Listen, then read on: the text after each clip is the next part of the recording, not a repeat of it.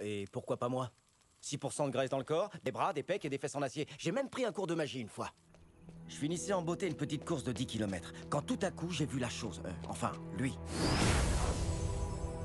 Sur le moment, j'ai cru que c'était Dieu.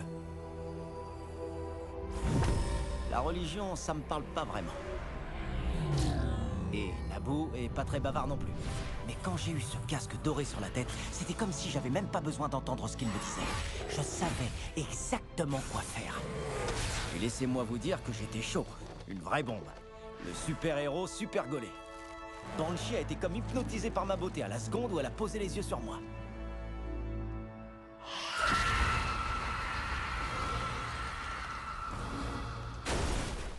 Bon, j'avoue qu'elle a pas joué les filles faciles au début.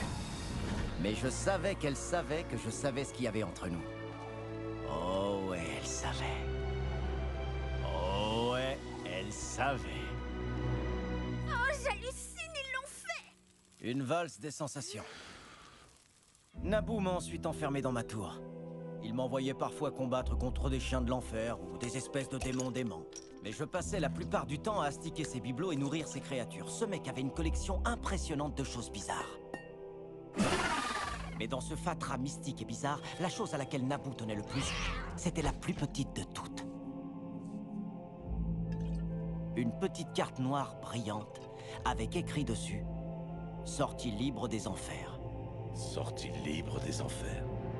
Je sais, ça paraît dingue. J'ai lu des trucs dessus dans un des livres de Naboo. Il paraîtrait que si vous avez la carte sur vous, le jour de votre mort, vous pouvez sortir des enfers et aller direct au paradis.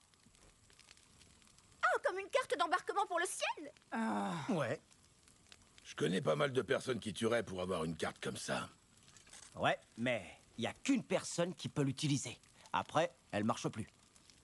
En tout cas, cette carte à la con a bien foutu mon statut de sexy héros en l'air.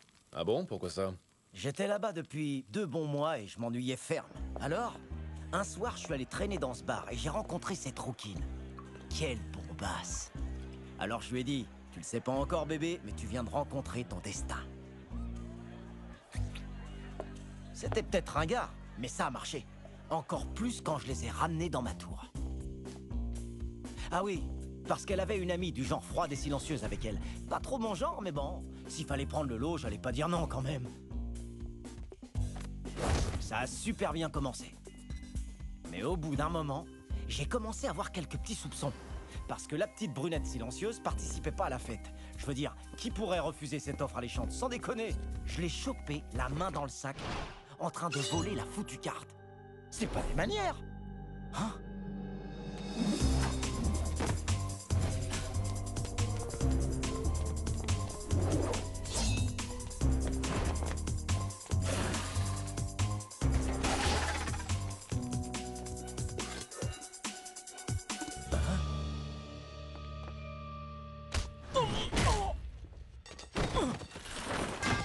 Aïe! Elles n'ont pris qu'une seule chose, la carte. Elles n'ont touché à rien d'autre. Même pas moi. Hein? Vous croyez qu'il m'en a été reconnaissant? Ah! Il m'a même pas donné une chance de m'expliquer. Quelques jours plus tard, j'ai appelé ma petite copine. Et elle était totalement flippée. Elle a dit que des gens du type sécurité intérieure étaient après moi et qu'ils étaient à la recherche de la carte. Comme si je savais où elle était. Du coup, elle a bloqué mes appels. Alors j'ai téléphoné à ma maîtresse. Même punition. Finalement, il me restait plus trop d'options. Alors j'ai changé mon nom et j'ai fait profil bas à partir de ce moment-là. En te faisant appeler le beau gosse au corps d'acier et en faisant des strips? C'est ça que t'appelles faire profil bas? C'est ce qui s'appelle se cacher à la vue de tout le monde, joli cœur.